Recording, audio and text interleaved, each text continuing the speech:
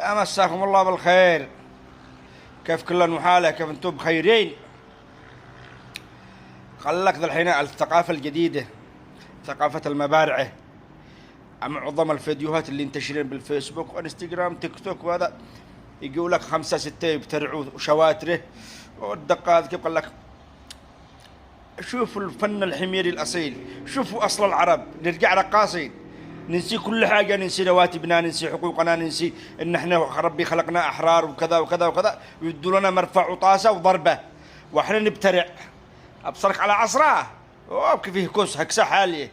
الآن هذا هو الاتجاه الآن شوفوا المقاطع حق البرع، وقال لك أصل العرب، البرع الحميري الأصيل، يعني ولا معنا الدنيا. الناس طلعوا طلعوا الفضاء، والناس الآن ايش علماء والناس بنوا بلادهم، واحنا نجلس نبترع. قال هذا البرع من حق السدة خباني، وهذا البرع حاشدي، وهذا البرع بكيلي، وهذا يرقصوا بالخيمة، وهذا كبرع غرد يا مدري من، وهذا كمن حق صعدة، وهذا كفراشة.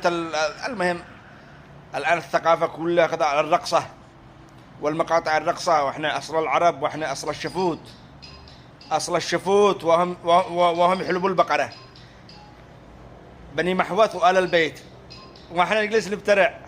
والله في ثقافة تجهيل شغالة بشكل يعني.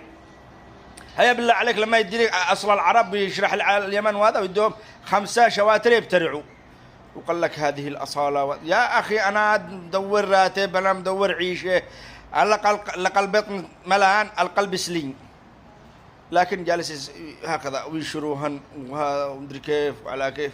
هذا موضوع حبينا من مواضيع التجهيل اللي ممارسة على اليمن واليمنيين. هذا واحد من أوجه الجهل اللي يعمموها على الناس. القتل جنبيه ولا ابترع. خيرة الله. تحياتي لجميع المتابعين، تحياتي لجميع المتابعين، واللي يدخلوا يغلطوا بالتعليقات ولا شيء سامحكم الله. قد فجرين بيوت وجزعين جماجم وجزعين دماء، ما عنقيش لا عندك انت يا هلفوت ونرد عليك. تحياتي.